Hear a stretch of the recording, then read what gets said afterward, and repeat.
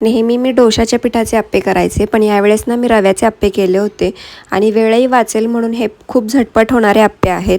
पण पहिला डाव माझा फसलाच होता. मला असं वाटलं मला जमतंय की नाही माहिती नाही, पण सेकंड राऊंडला अप्पे खूप छान झाले होते.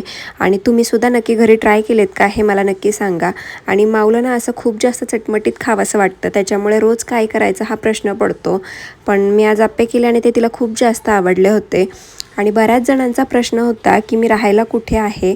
सो मी राहायला पुण्यामध्ये आहे. गावी गेल्यामुळे ना मला स्किनला आणि हेअरला खूप जास्त प्रॉब्लेम आला आहे, कारण बोरच्या पाण्यामुळे माझा हेअरफॉल खूप जास्त प्रमाणात वाढला आहे.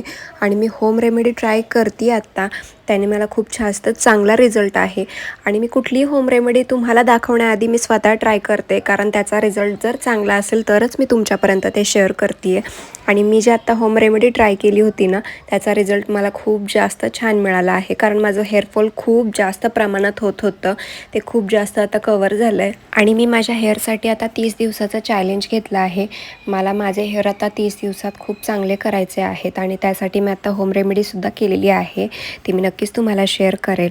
घरातलं सगळं आवरून वगैरे मी डीमार्टला आले होते.